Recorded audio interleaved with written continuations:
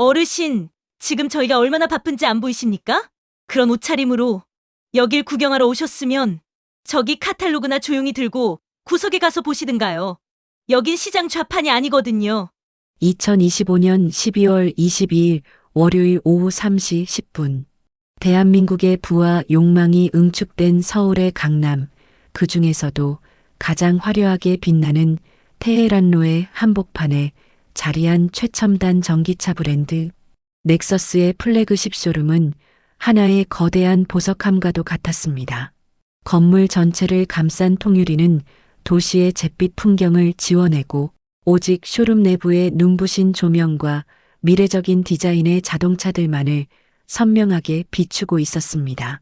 마치 세상의 소음과 먼지는 감히 범접할 수 없다는 듯 쇼룸 내부는 고요하고도 따스한 공기로 가득 차 있었습니다. 그 안에는 이제 막 세상에 공개된 신차들이 저마다의 우아한 자태를 뽐내며 잠재적 주인들을 기다리고 있었습니다. 한 대에 2억 원을 호가하는 최고급 세단부터 날렵한 디자인의 스포츠 쿠페까지 그곳은 단순한 자동차 전시장이 아니라 성공의 상징들을 모아놓은 신전과도 같은 공간이었습니다. 바로 그 시간 차가운 겨울바람에 뺨이 붉게 상기된 한 노인이 쇼룸의 묵직한 자동문을 통과해 안으로 들어섰습니다. 그의 이름은 박정호, 올해로 68이었습니다. 그의 옷차림은 이곳의 화려함과는 전혀 어울리지 않았습니다. 색이 바랜 등산 재킷과 군데군데 흙먼지가 묻은 등산화, 등에는 자그마한 배낭까지 메고 있었습니다.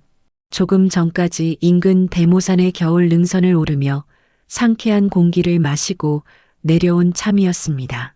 그의 얼굴에 깊게 팬 주름과 투박한 손마디는 평생을 성실하게 살아온 한 남자의 역사를 고스란히 보여주는 듯 했습니다. 그는 쇼룸의 압도적인 분위기에 잠시 주춤했지만 이내 마음을 다잡고 안으로 발걸음을 옮겼습니다. 그의 시선은 곧장 쇼룸 중앙 가장 밝은 조명을 받으며 위용을 뽐내고 있는 디보션, 블루 색상의 넥서스 X 모델에 꽂혔습니다. 쇼룸의 지점장인 김 과장은 입구에서 가장 잘 보이는 곳에 서서 마치 세관원처럼 고객들을 날카롭게 스캔하고 있었습니다. 그는 박정호가 문을 열고 들어서는 순간부터 그의 낡은 등산복과 신발, 그리고 어깨에 맨 배낭까지 마치 바코드를 찍듯 빠르게 훑어내렸습니다. 그의 머릿속에 설치된 고객 등급 분류기는 즉시 구매 가능성 0%, 시간 낭비 고객이라는 판정을 내렸습니다. 김 과장은 입가에 걸려있던 영업용 미소를 순식간에 지워버리고 근처에서 스마트폰을 만지작거리던 이주임에게 턱짓으로 신호를 보냈습니다. 그 신호에는 신경 쓸 필요 없는 사람이니 무시하고 내 할 일이나 하라는 명백한 지시와 경멸이 담겨 있었습니다. 젊은 여직원 이주임 역시 박정호의 행색을 보자마자 미간을 살짝 찌푸렸습니다. 그녀는 요즘 세상에 왜 저런 분들이 여길 들어와서 분위기를 흐리는지 모르겠다고 속으로 투덜거리며 보란듯이 고개를 돌려버렸습니다. 박정호는 자신을 향한 차가운 시선들을 애써 외면했습니다. 그는 그런 대우에 일일이 마음을 쓰고 싶지 않았습니다. 대신 그는 오직 자신의 목표인 넥서스 X를 향해 천천히 다가갔습니다. 깊고 푸른 바다를 그대로 옮겨놓은 듯한 차체는 눈이 시릴 정도로 아름다웠습니다. 그는 조심스럽게 손을 뻗어 차갑고 매끄러운 표면을 가만히 어루만졌습니다. 그 순간 그의 머릿속에는 수십 년 전의 빛바랜 기억 하나가 선명하게 떠올랐습니다. 갓 20살을 넘긴 아내와의 첫 데이트. 수줍게 웃으며 푸른색 원피스를 입고 나타났던 아내의 모습이었습니다. 세월이 흘러 어느덧 결혼 40주년을 앞둔 지금 그는 고생만 한 아내에게 세상에서 가장 멋진 선물을 해주고 싶다는 강한 열망에 사로잡혔습니다. 바로 이 차, 아내의 젊은 시절을 떠올리게 하는 이 푸른 자동차를 말입니다. 그는 차에서 눈을 떼지 않은 채 가장 가까운 곳에서 여전히 스마트폰만 들여다보고 있는 이 주임에게 최대한 정중한 목소리로 말을 걸었습니다. 저 실례합니다. 이 차에 대해서 몇 가지 물어봐도 되겠습니까? 이 주임은 박정호를 단 한 번도 쳐다보지 않았습니다. 그녀의 목소리에는 귀찮음과 무시가 노골적으로 배어 있었습니다. 마치 길거리에서 전단지를 나눠주는 사람을 대하는 듯한 무성의하고 건조한 태도였습니다. 박정호는 순간 불쾌한 감정이 치밀어 올랐지만 젊은 직원의 미숙함일 수도 있겠다는 생각에 다시 한번 마음을 가라앉혔습니다. 그는 다시 한번 조금 더 명확하게 자신의 의사를 전달했습니다. 카탈로그는 나중에 천천히 읽어보겠습니다. 그보다는 이 차가 가진 가장 큰 장점이 무엇인지 전문가로서 직접 설명을 좀 들어보고 싶습니다만. 바로 그때였습니다. 쇼룸 반대편에서 말끔한 정장을 차려입은 중년 남성에게 거의 아첨에 가까운 미소를 지으며 허리를 굽히고 있던 김 과장이 이쪽으로 성큼성큼 다가왔습니다. 그는 박정호의 말을 중간에 가로채며 은근한 조롱과 무시가 담긴 말투로 입을 열었습니다. 어르신, 이 차는 저희 브랜드의 최상위 플래그십 전기차 모델이라 가격이 억소리나게 비쌉니다. 게다가 완전 자율주행에 최첨단 AI 연동 시스템까지 탑재되어 있어서 솔직히 젊은 분들도 다루기 좀 버거워하시는 기능들이 많고요. 어르신께서 편하게 운전하시기에는 저쪽에 있는 보급형 모델이 훨씬 나을 겁니다. 가격도 합리적이고요. 그쪽을 한번 보시는 게 어떠실지. 그것은 더 이상 무성의한 응대가 아니었습니다. 박정호라는 한 인간의 존재 자체를 무시하고 그의 경제적 능력과 지적 수준을 멋대로 재단해버리는 명백한 무례이자 모욕이었습니다. 박정호는 아무 말도 하지 않고 그저 조용히 김 과장의 얼굴을 바라보았습니다. 그의 눈빛은 분노로 흔들리는 대신 깊이를 알 수 없는 호수처럼 차분하고 고요하게 가라앉아 있었습니다. 박정호의 침묵을 자신의 설득이 먹혔다는 긍정의 의미로 제멋대로 해석한 김 과장은 마침 쇼룸 문을 열고 들어서는 화려한 차림의 젊은 여성 인플루언서를 발견하고는 기다렸다는 듯이 가쪽으로 달려갔습니다. 그의 얼굴에는 언제 그랬냐는 듯 다시금 비굴할 정도의 미소가 피어올랐습니다. 아이코, 유라님, 오셨습니까? 지난번에 말씀하신 한정판 에디션, 제가 어렵게 한 대 빼놨습니다. 그렇게 박정호는 수많은 사람들이 오가는 쇼룸 한가운데에 마치 투명 인간처럼 홀로 남겨졌습니다. 그의 등 뒤로 김 과장과 이 주임의 아첨 섞인 웃음소리가 날카롭게 울려 퍼졌습니다. 사람의 가치를 옷차림으로 매기는 세상이라 내가 너무 오래 살았나 보구나. 아니면 내가 너무 세상 물정 모르는 이상주의자로 살아온 것일지도. 김 과장과 이 주임이 새로운 젊은 여성 고객에게 완전히 매달리는 동안 박정호는 쇼룸 한편에 마련된 고객용 가죽 소파에 조용히 몸을 기댔습니다. 푹신한 소파의 감촉이 오히려 그의 마음을 더 불편하게 만들었습니다. 방금 겪은 노골적인 무시와 모멸감에 분노가 치밀기보다는 깊이를 알 수 없는 씁쓸함과 회의감이 파도처럼 밀려왔습니다. 그는 평생을 사람의 겉모습이나 배경이 아닌 그 사람의 본질과 잠재력 그리고 성실함을 보고 투자하며 살아왔습니다. 그가 맨손으로 일으켜 국내 최고의 IT 기업으로 성장시킨 이노케이의 사원 역시 기술은 사람을 향해야 한다였습니다. 그가 개발한 AI 자산관리 앱 머니봇의 핵심 철학 또한 단돈 10,000원을 투자하는 소액, 투자자부터 수백억을 굴리는 거부까지 그 누구에게도 차별 없는 금융 서비스를 제공하는 것이었습니다. 그런데 오늘 자신이 평소에 눈여겨보던 기업의 최일선 판매 현장에서 그가 평생 지켜온 신념이 철저히 부정당하는 경험을 하고 만 것입니다. 김 과장과 이 주임은 자신들의 가장 중요한 고객이라 판단한 여성 인플루언서에게 쇼룸이 떠나갈 듯 아첨을 떨고 있었습니다. 김 과장은 거의 광대에 가까운 몸짓으로 차 문을 열어주고 이 주임은 그녀의 SNS 라이브 방송 카메라를 향해 연신 손을 흔들며 제품을 홍보했습니다. 유라님, 이 시트가 바로 이탈리아 장인이 한 땀 한 땀 만든 최고급 나파 가죽 시트입니다. 유라님처럼 명품을 알아보시는 분께 딱이죠. 이 앰비언트 라이트는 128가지 색상으로 조절이 가능해서 그날그날 유라님 기분에 맞춰 실내 분위기를 바꿀 수 있습니다. 온갖 미사여구와 전문 용어를 섞어가며 차량의 성능을 설명했고 잠시 후에는 최고급 게이샤 원두로 갓 내린 커피까지 공손히 대접했습니다. 그들은 박정호가 바로 옆 소파에 앉아 있다는 사실을 완전히 잊어버린 듯 했습니다. 아니, 어쩌면 그를 일부러 없는 사람 취급하며 자신들의 수준 높은 고객 응대 방식을 과시하고 있는 것인지도 몰랐습니다. 박정호는 그 모든 광경을 말없이 하지만 한순간도 놓치지 않고 지켜보았습니다.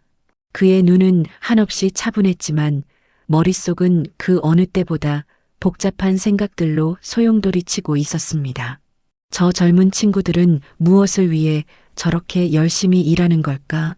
단순히 차 한 대를 더 팔기 위해서일까? 아니면 자신의 가치를 저런 식으로 증명하고 싶은 걸까? 저런 적객 방식이 과연 이 넥서스라는 브랜드가 추구하는 가치와 일치하는 것일까? 그는 주머니에서 자신의 낡은 스마트폰을 꺼내 들었습니다. 최신 폴더블 폰이나 아이폰이 아닌 3년 전에 아들에게서 물려받은 구형 모델이었습니다.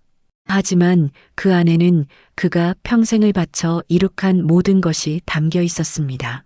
그는 익숙하게 자신이 만든 머니봇 앱을 실행했습니다. 복잡한 지문 인식이나 홍채 인식 대신 자신만이 아는 간단한 패턴으로 잠금을 해제했습니다. 앱이 실행되자 그의 자산 현황이 한눈에 들어왔습니다. 숫자가 너무 길어 단위조차 제대로 파악하기 힘든 총 자산액 아래로 수십 개의 종목들이 빼곡히 나열되어 있었습니다. 그리고 그의 포트폴리오 최상단, 가장 높은 비중을 차지하고 있는 종목의 이름은 바로 넥서스 모빌리티였습니다. 그는 이 회사가 처음 전기차 시장에 뛰어들었을 때부터 그들의 기술력과 비전을 높이 평가했습니다. 그리고 회사가 가장 어려웠던 시절 거액의 자금을 투자하며 묵묵히 그들의 성장을 지원해 온 숨은 조력자이자 개인으로서는 가장 많은 지분을 보유한 대주주 중 한 명이었습니다. 그러나 그의 이름은 언론이나 공식적인 주주명부 어디에도 드러나 있지 않았습니다. 그는 언제나 자신의 투자회사 명의로 조용히 뒤에서 영향력을 행사하는 것을 선호했기 때문입니다. 그는 넥서스 모빌리티의 주식 현황을 잠시 들여다보았습니다. 그리고는 가만히 생각에 잠겼습니다. 이 사소하지만 결코 사소하지 않은 불쾌한 경험을 어떻게 처리해야 할까? 조용히 이곳을 떠나 다시는 찾지 않는 것이 현명한 처사일까? 아니면 이 잘못된 시스템을 뿌리부터 바로잡을 기회로 삼아야 할까? 그는 후자를 택했습니다. 이것은 단순히 개인적인 감정의 문제가 아니었습니다. 자신이 투자한 회사가 고객을 차별하고 존중하지 않는다는 것은 결국 그 기업의 근간이 썩어가고 있다는 신호일 수 있었기 때문입니다.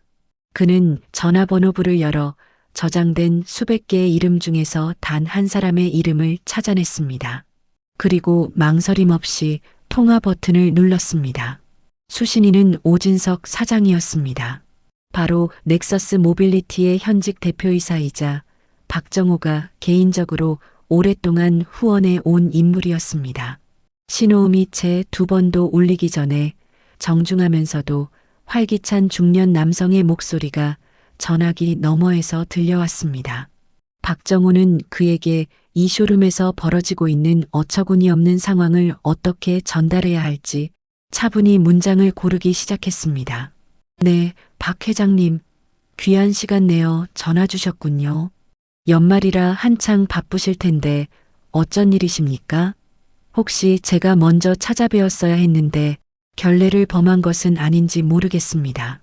전화기 너머로 들려오는 오진석 사장의 목소리에는 박정호에 대한 깊은 존경심과 반가움이 가득 담겨 있었습니다.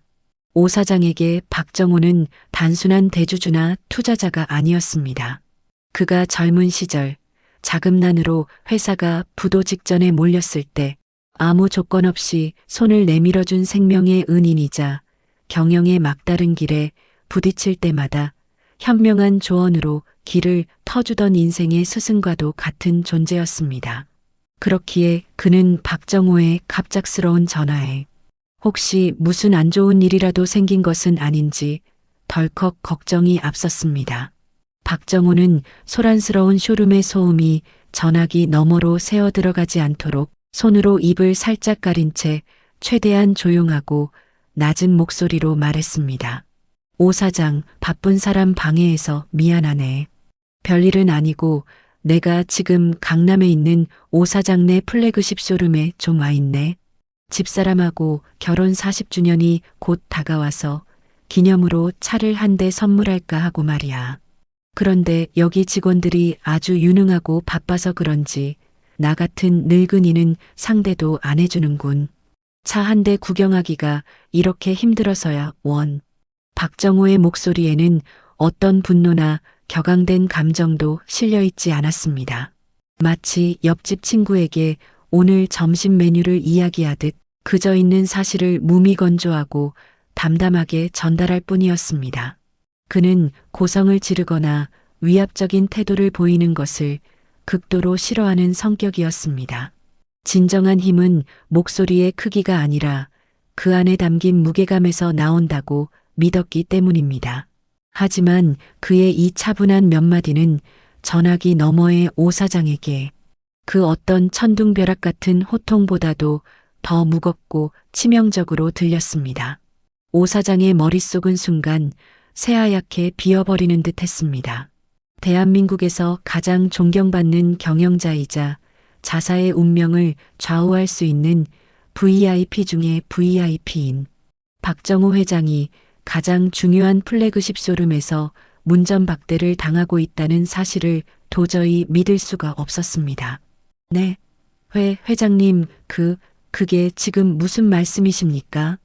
강남 쇼룸 말입니까? 세상에, 이게 도대체 회장님, 정말 죄송합니다.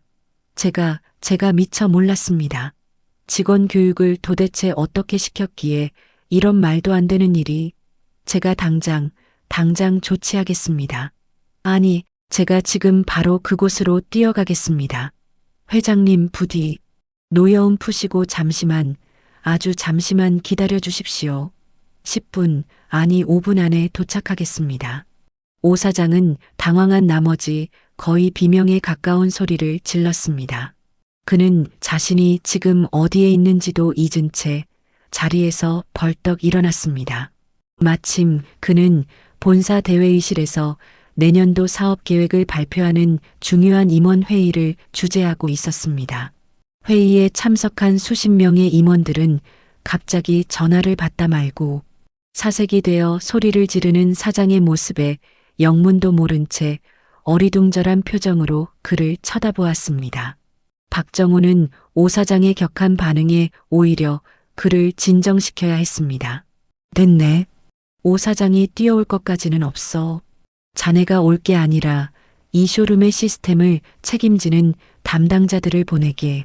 그리고 나는 내 방식대로 이 상황을 좀 더 지켜보고 있을 테니 직원들에게는 절대 내가 누구인지 미리 알려주지 말게나. 이건 오 사장을 탓하려는 게 아니라 우리 회사의 현주소를 내 눈으로 직접 확인하고 싶은 것이니 말이야. 그 말을 끝으로 통화는 짧게 마무리되었습니다. 박정호는 다시 스마트폰을 주머니에 넣고 아무 일도 없었다는 듯이 소파에 깊숙이 몸을 묻었습니다.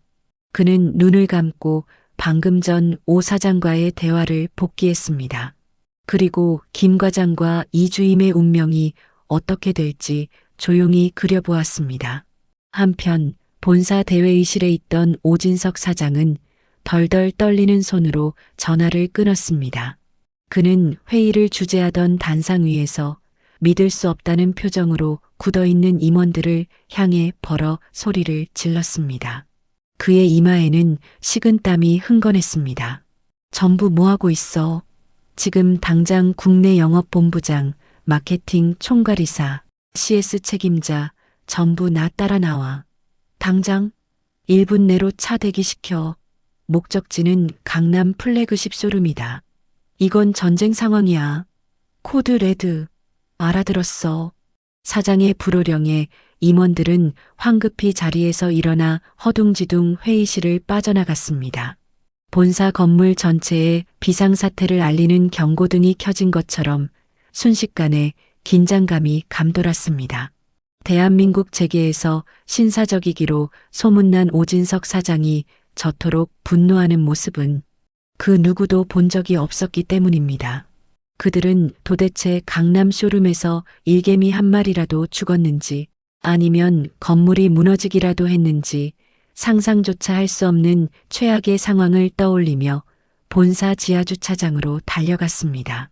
그리고 그 시각 강남 쇼룸의 김 과장과 이 주임은 자신들에게 어떤 운명의 그림자가 들이우고 있는지 전혀 눈치채지 못한 채 여전히 젊은 인플루언서의 비위를 맞추며 히히덕거리고 있었습니다. 유라님, 2차로 라이브 방송하시면 좋아요. 100만 개는 그냥 찍겠어요. 저희가 특별히 유라님만을 위해서 시승 코스도 기가 막힌 곳으로 준비해 놨습니다. 한강 다리 위를 달리면서 야경을 배경으로. 그럼요. 유라님 정도 되는 분이 타셔야 이 차의 진가가 드러나는 겁니다. 참, 혹시 차량 구매하시면 저희가 특별 프로모션으로 최고급 호텔 숙박권이랑 스파 이용권도 챙겨드릴 수 있는데 어떻게 긍정적으로 한번 검토해 보시죠? 박정우가 오진석 사장과의 통화를 마친 지 채 5분이 지나지 않았을 때였습니다. 김 과장과 이 주임은 인플루언서 유라의 주변을 맴돌며 온갖 가머니설로 계약을 유도하고 있었습니다. 그들의 얼굴에는 오직 실적에 대한 탐욕과 허영심만이 가득했습니다. 그런데 바로 그때 인플루언서 유라의 스마트폰이 요란한 벨소리를 울리며 진동하기 시작했습니다. 화면에 뜬 발신자는 그녀의 소속사인 MCN 회사의 대표였습니다. 그녀는 잠시 양해를 구하고 전화를 받았습니다. 처음에는 가벼운 미소를 띠고 있던 그녀의 얼굴이 통화가 길어질수록 점점 하얗게 질려갔습니다. 네, 대표님? 그게 무슨 말씀이세요? 지금 당장 나오라니요? 아니, 저 지금 넥서스 강남 쇼룸에서 중요한 촬영 중인데. 네, 계약 취소요? 라이브 방송도 중단하라고요? 아니 왜요? 제가 뭘 잘못했는데요? 그녀는 거의 울먹이며 소리쳤습니다. 전화를 끄는 그녀의 손은 부들부들 떨리고 있었습니다. 소속사 대표는 다짜고짜 그녀에게 지금 진행하고 있는 넥서스 관련 모든 홍보 활동을 즉각 중단하고 당장 쇼룸에서 나오라고 고함을 질렀다고 합니다. 만약 따르지 않을 경우 회사 차원에서 그녀에게 막대한 손해배상을 청구할 것이라는 무시무시한 경고와 함께였습니다. 영문을 알 수 없는 날벼락에 그녀는 김 과장과 이 주임을 돌아볼 겨를도 없이 가방을 움켜쥐고 쇼룸 밖으로 뛰쳐나갔습니다. 방금 전까지 쇼룸의 주인공이었던 그녀가 허망하게 퇴장하자 김 과장과 이 주임은 어안이 벙벙한 표정으로 서로를 마주 보았습니다. 과장님, 저 여자 뭐예요? 갑자기 왜 저러는 거죠? 다 된 밥에 재 뿌리는 것도 아니고. 나도 모르겠네. 요즘 애들은 하나같이 왜 저 모양인지. 즉, 간이나 보고 도망가기는 시간만 아깝게 됐군. 김 과장은 바닥에 침을 뱉고 싶다는 듯한 표정으로 투덜거렸습니다. 하지만 그들의 어리둥절함은 그리 오래가지 않았습니다. 잠시 후 쇼룸의 자동문이 마치 부서질 것처럼 거칠게 열렸습니다. 그리고는 값비싼 정장 차림의 중년 남성 서너 명이 마치 100m 달리기를 한 사람들처럼 땀을 뻘뻘 흘리고 숨을 헐떡이며 쇼룸 안으로 뛰어들어왔습니다. 그들의 얼굴은 공포와 불안으로 극심하게 일그러져 있었습니다. 그들은 바로 오진석 사장의 불호령을 받고 본사에서 긴급 출동한 국내 영업본부장과 마케팅 총괄이사 그리고 CS 고객 만족팀 책임자였습니다. 선두에 선 영업본부장은 쇼룸 안을 다급하게 훑어보았습니다. 그는 마치 폭탄 테러 현장에서 생존자를 찾는 구조대원처럼 절박한 눈빛으로 누군가를 찾고 있었습니다. 그러다 그의 시선이 한쪽 구석 소파에 세상 모든 시름을 잊은 듯 조용히 앉아있는 박정호에게 가 닿았습니다. 그 순간 영업본부장의 얼굴은 새하얗게 질리다 못해 거의 파랗게 변해버렸습니다. 그는 자신이 찾던 폭탄이 바로 저기 있다는 것을 직감했습니다. 찾았다, 저기 앉아 계신 분이야. 세상에 진짜 저런 모습으로 계실 줄이야. 그는 거의 기어가는 듯한 걸음으로 박정호를 향해 다가갔습니다. 뒤따르던 다른 임원들 역시 소파에 앉은 초라한 행색의 노인이 바로 대한민국 IT 업계에 살아있는 전설이자 넥서스 모빌리티의 숨은 실세, 박정호 회장이라는 사실을 깨닫고는 사색이 되었습니다. 그들은 박정호의 앞에 도착하자마자 마치 약속이라도 한 듯 일제히 90도로 허리를 숙였습니다. 그들의 이마에서는 굵은 땀방울이 대리석 바닥으로 뚝뚝 떨어졌습니다.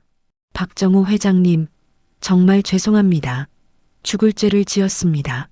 저희가 직원 교육을 잘못 시킨 탓입니다. 부디 너그러이 용서해 주십시오. 김 과장과 이 주임은 눈앞에서 벌어지고 있는 비현실적인 광경을 도저히 믿을 수가 없었습니다. 하늘처럼 보였던 본사의 최고위 임원들이 자신들이 방금 전까지 무시하고 조롱했던 남루한 차림의 동네 할아버지에게 머리를 조아리고 있었습니다. 회장님이라는 단어가 그들의 귀에 대못처럼 박혔습니다. 그제야 두 사람은 자신들이 얼마나 끔찍하고 돌이킬 수 없는 실수를 저질렀는지 깨달았습니다. 다리에 힘이 풀린 이 주임은 그 자리에 주저앉을 뻔했고 김 과장은 입을 벌린 채 아무 소리도 내지 못했습니다. 그의 머릿속은 망했다는 단 3글자로 가득 찼습니다. 그때 소파에 앉아있던 박정호가 아주 천천히 그리고 무겁게 자리에서 일어났습니다. 그는 겁에 질린 본사 임원들에게는 괜찮다는 의미로 가벼운 목례를 한 뒤 마치 얼음처럼 굳어버린 김 과장과 우주임을 향해 한 걸음 다가갔습니다. 쇼룸 안에는 숨막히는 정적만이 감돌았습니다. 김 과장이라고 했지요? 그리고 이주임. 두 사람 덕분에 내가 오늘 아주 중요한 것을 다시 한번 깨닫고 갑니다. 사람을 겉모습만 보고 판단하는 것이 얼마나 위험하고 또 얼마나 어리석은 일인지 말입니다. 박정호의 목소리는 나지막했지만 쇼룸 전체를 지배할 만큼 강력한 무게감을 지니고 있었습니다.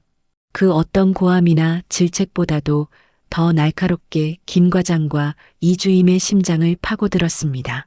두 사람은 마치 사형 선고를 기다리는 죄인처럼 고개를 푹 숙인 채 감히 박정호의 얼굴을 쳐다보지도 못했습니다.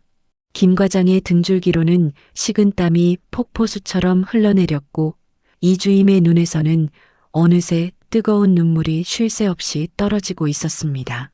후회와 공포 그리고 처절한 비참함이 그녀의 온몸을 휘감았습니다. 박정호는 두 사람을 번갈아 바라보며 말을 이어갔습니다. 나는 오늘 평생 고생한 아내에게 줄 선물을 사러 왔습니다. 내 인생에서 가장 소중한 사람에게 가장 좋은 것을 해주고 싶다는 순수한 마음 하나만 가지고 이 문을 열고 들어왔소. 그런데 당신들은 내 옷차림과 나이를 보고 내 마음의 가치를 멋대로 판단하고 짓밟아 버렸습니다. 당신들이 나에게 팔려고 했던 것은 이 넥서스라는 자동차였습니까? 아니면 이 차를 살 수 있을 것처럼 보이는 자격이었습니까? 박정호의 질문은 단순한 책망이 아니었습니다. 그것은 그들의 직업윤리와 인생의 가치관 자체를 송두리째 흔드는 근원적인 물음이었습니다. 김 과장은 뭐라고 변명이라도 해보려 입을 달싹였지만 목구멍에 커다란 돌덩이라도 걸린 듯 아무 소리도 나오지 않았습니다. 그가 평소 고객들 앞에서 그토록 유창하게 놀리던 혀는 완전히 굳어버렸습니다. 박정호는 잠시 말을 멈추고 자신이 사려고 했던 디보션 블루 색상의 넥서스 X를 천천히 둘러보았습니다. 여전히 아름다웠지만 이제 그 차는 그에게 아무런 감흥도 주지 못했습니다. 이 차 참 좋은 차입니다. 디자인도 훌륭하고 기술력도 세계 최고 수준이겠지요. 하지만 나는 이 차를 사지 않겠습니다. 아니, 살 수가 없습니다. 사람을 존중할 줄 모르는 사람들이 파는 물건은 그 물건이 아무리 대단하고 좋아 보여도 사고 싶은 마음이 들지 않기 때문입니다. 물건에는 그것을 만든 사람의 철학이 담기고 그것을 파는 사람의 마음이 깃드는 법입니다. 그런데 오늘 내가 이 쇼룸에서 본 것은 기술에 대한 자부심도 고객에 대한 존중도 아니었습니다. 오직 사람을 등급으로 나누는 오만함과 돈에 대한 천박한 욕심뿐이었습니다. 그의 말 한마디 한마디는 비수가 되어 김 과장과 이 주임 그리고 그 자리에 있던 모든 본사 임원들의 가슴에 깊숙이 박혔습니다. 특히 오직 실적과 SNS에 비치는 성공에만 집착하며 살아온 김 과장에게는 자신의 인생 전체를 부정당하는 듯한 충격이었습니다. 그는 자신이 그토록 숭배했던 성공이라는 것이 얼마나 허망하고 부끄러운 것이었는지 뼈저리게 깨달았습니다. 박정호는 마지막으로 넋이 나간 듯 써 있는 두 사람에게 나직하게 말했습니다. 두 사람 아직 젊으니 기회는 있을 겁니다. 오늘 이 일이 두 사람의 인생에 아주 비싼 교훈이 되기를 바랍니다. 진정한 서비스는 고객의 지갑이 아니라 고객의 마음을 얻는 것이라는 사실을 부디 잊지 마시오. 박정호는 그 말을 끝으로 더 이상 아무런 미련도 없다는 듯 쇼룸을 향해 돌아섰습니다. 그는 고개를 조아리고 있는 본사 임원들에게 가볍게 고개를 끄덕여 보인 뒤 들어왔을 때와 마찬가지로 조용히 쇼룸을 걸어 나갔습니다. 그의 낡은 등산화가 최고급 대리석 바닥에 뚜벅뚜벅하고 부딪히는 소리만이 마치 망치 소리처럼 모두의 심장을 무겁게 내리쳤습니다. 문이 닫히고 박정호의 모습이 완전히 사라지자 그제야 쇼룸을 짓누르던 무거운 침묵이 깨졌습니다. 영업본부장은 핏기 하나 없는 얼굴로 김 과장과 이 주임에게 다가왔습니다. 그의 눈에는 살기마저 서려 있었습니다. 너희 둘이 지금 무슨 짓을 한 건지 알기나 해? 우리 회사 전체를, 아니, 오 사장님과 내 목까지 전부 날려버릴 뻔했어. 당장 짐 싸. 내일부터 출근할 생각하지 마. 영업본부장의 외침과 함께 이 주임은 결국 참지 못하고 그 자리에 주저앉아 서럽게 울기 시작했습니다. 김 과장은 텅 빈 눈으로 허공을 응시한 채 미동도 하지 않았습니다. 화려했던 쇼룸은 순식간에 모든 빛을 잃고 차가운 심판의 장으로 변해버렸습니다. 끝났어, 다 끝났다고 내가 어떻게 여기까지 올라왔는데 저런 거지 같은 늙은이 하나 때문에. 과장님 탓이잖아요. 과장님이 먼저 저분 무시하라고 눈치 줬잖아요. 저는 그냥 과장님이 시키는 대로. 뭐, 이젠 내 탓을 해? 너야말로 저 영감 들어올 때부터 인상 팍 쓰고 있던 거 내가 모를 줄 알아? 내가 먼저 제대로 응대했으면 이런 일도 없었어. 다 너 때문이야. 박정호가 떠난 쇼룸은 그야말로 아수라장이었습니다. 방금 전까지 한 팀이었던 김 과장과 이 주임은 서로에게 책임을 떠넘기며 꼴사납게 다투기 시작했습니다. 그들의 추한 모습은 남아있던 본사 임원들의 분노에 기름을 붓는 격이었습니다. 영업본부장은 더 이상 참을 수 없다는 듯 두 사람 사이를 갈라놓으며 소리쳤습니다. 둘 다 그만두지 못해. 회사 이미지를 아주 바닥까지 끌어내릴 셈인가. 당장 여기서 꺼져. 그의 일갈에 두 사람은 입을 다물었지만 서로를 향한 원망의 눈빛은 거두지 못했습니다. 그날 오후 두 사람은 자신의 모든 짐을 박스에 담아 쫓겨나듯 쇼룸을 떠나야 했습니다. 화려한 성공을 꿈꾸며 매일같이 드나들었던 그곳이 이제는 자신들의 경력에 지울 수 없는 오점을 남긴 치욕의 장소가 되어버린 것입니다. 며칠 뒤 넥서스 모빌리티 본사에는 전례 없는 인사 태풍이 불어 닥쳤습니다. 오진석 사장은 이번 사건을 개인의 일탈이 아닌 회사 전체에 만연한 잘못된 성과주의와 고객 경시 풍조가 빚어낸 구조적인 문제로 판단했습니다. 그는 즉시 전사적인 비상경영 체제를 선포하고 가장 먼저 강남 플래그십 쇼룸의 지점장이었던 김 과장과 직원 이주임에게 정직 3개월의 중징계를 내렸습니다. 해고가 아닌 정직 처분을 내린 것은 박정호 회장이 마지막에 남겼던 비싼 교훈이 되길 바란다는 말을 오 사장이 무겁게 받아들였기 때문입니다.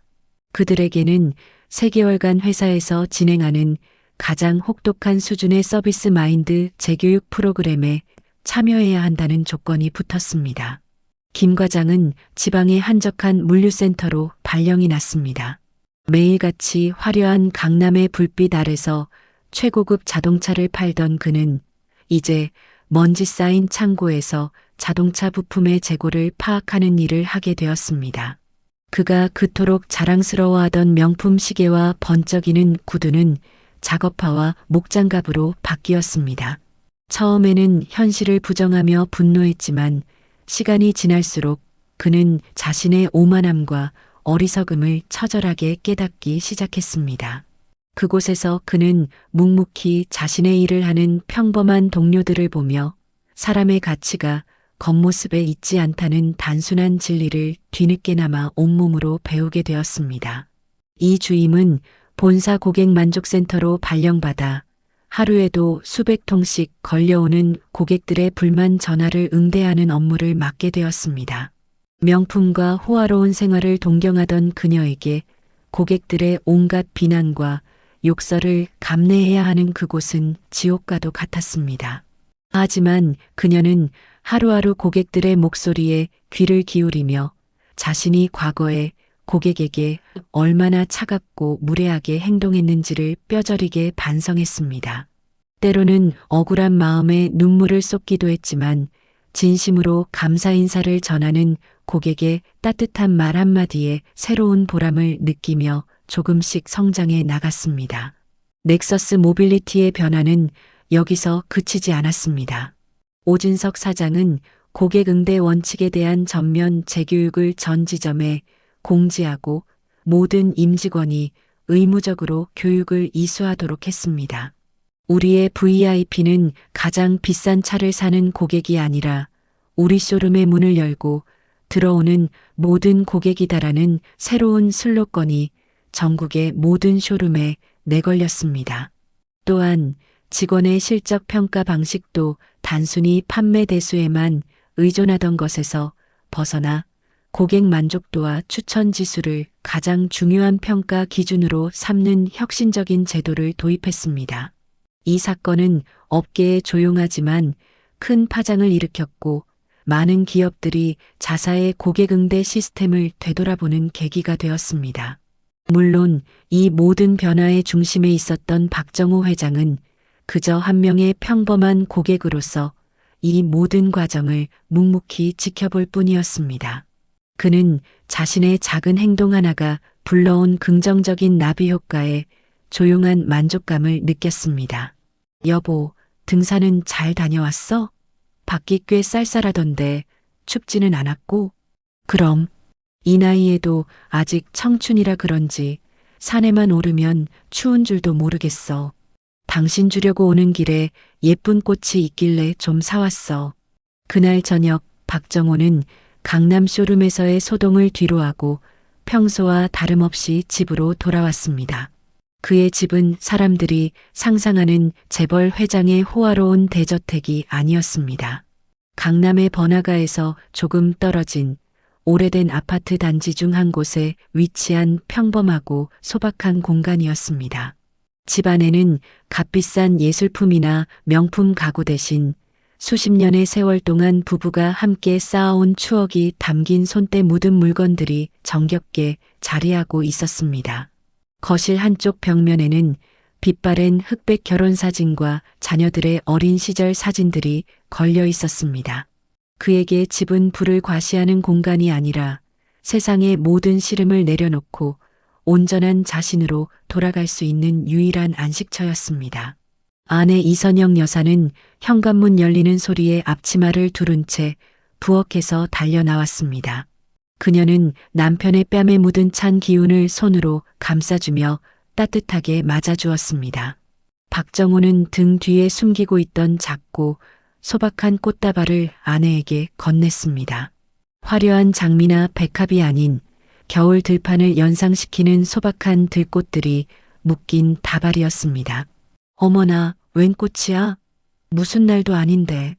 당신답지 않게 웬일이래? 그냥 오늘 문득 당신 처음 만났을 때 입고 왔던 푸른색 원피스가 생각나서 당신이랑 참 잘 어울리겠다 싶었지. 그 원피스 아직도 가지고 있어? 아이, 참. 그게 언제적 얘긴데. 촌스러워서 버린 지가 언젠데. 그래도 기억은 하고 있었네. 고마워, 여보. 향기가 참 좋다. 아내는 소녀처럼 환하게 웃으며 꽃향기를 맡았습니다. 박정호는 그런 아내의 모습을 흐뭇하게 바라보았습니다. 그는 아내에게 오늘 쇼룸에서 있었던 일을 굳이 자세히 이야기하지 않았습니다. 아내가 쓸데없는 걱정을 하게 만들고 싶지 않았기 때문입니다. 그저 결혼기념일 선물로 근사한 차를 사주려 했는데 마음에 드는 것이 없어 그냥 돌아왔다고만 짧게 말했습니다. 저녁 식사를 마친 뒤 부부는 거실 소파에 나란히 앉아 따뜻한 녹차를 마셨습니다. TV에서는 연말 분위기가 물씬 풍기는 화려한 시상식이 방영되고 있었습니다. 아버지, 다녀왔습니다.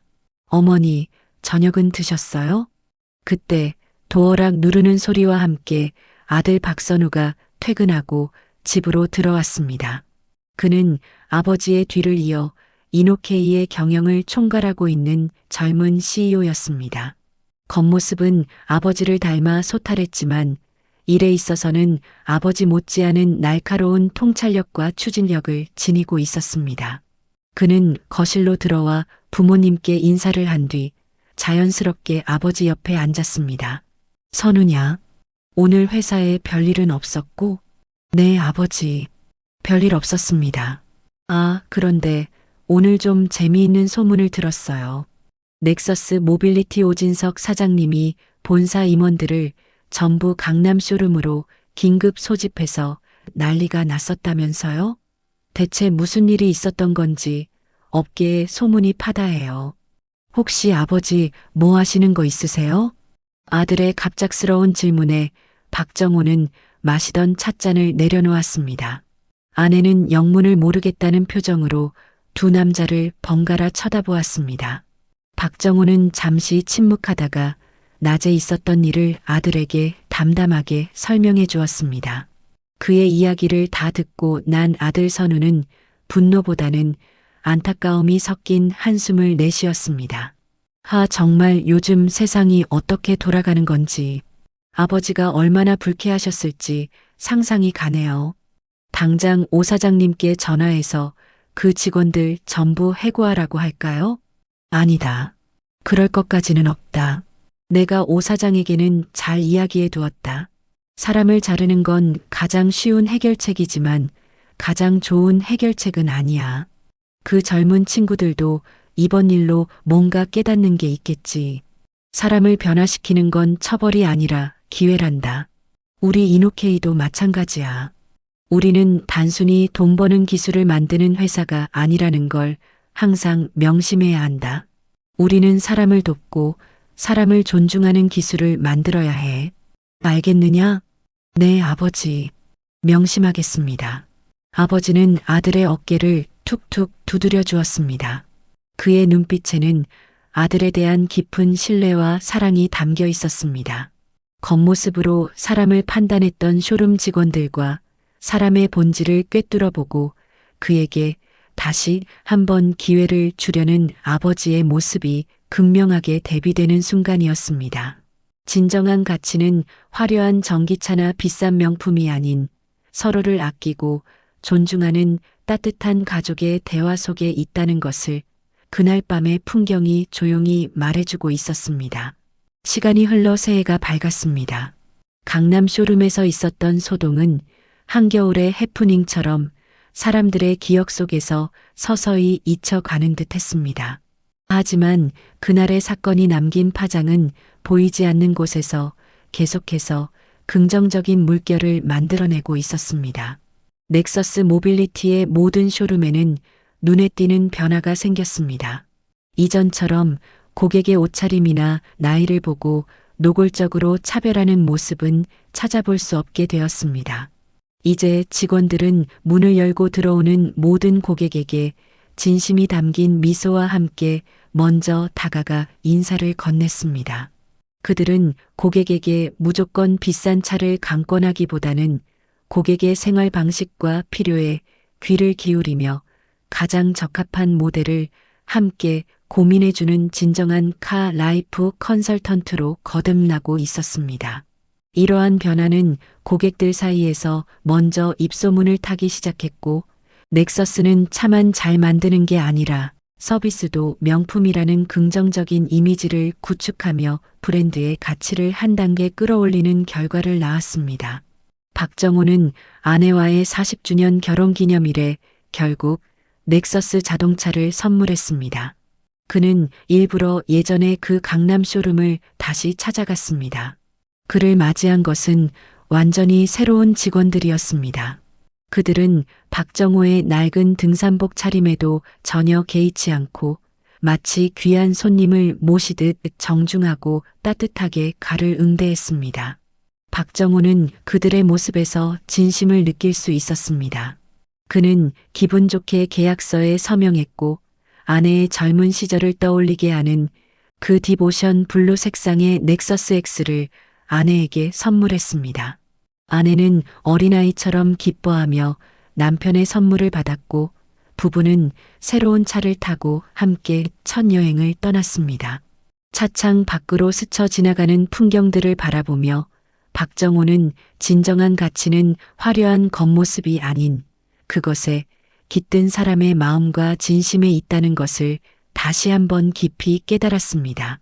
한편 지방 물류센터에서 3개월의 정직 기간을 보낸 김 과장과 본사 콜센터에서 혹독한 시간을 보낸 이 주임은 마침내 징계가 풀려 원부서로 복귀하라는 통보를 받았습니다.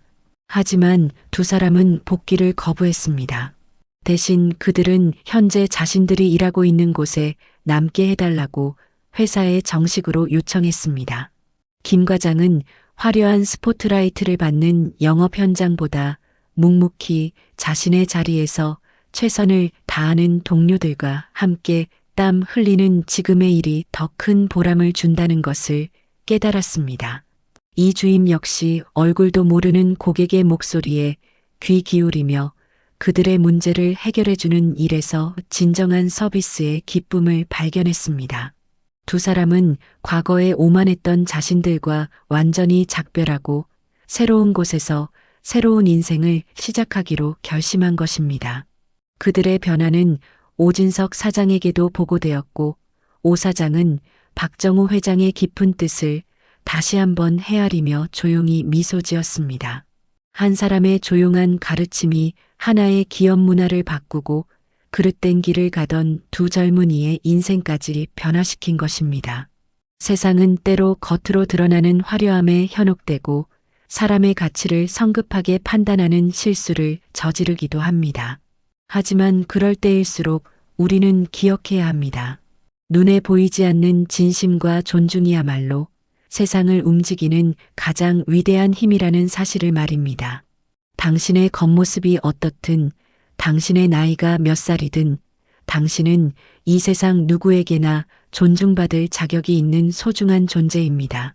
그리고 그 사실을 잊지 않는 한 우리의 삶은 언제나 올바른 방향으로 나아갈 수 있을 것입니다. 오늘 저희가 준비한 이야기는 여기까지입니다.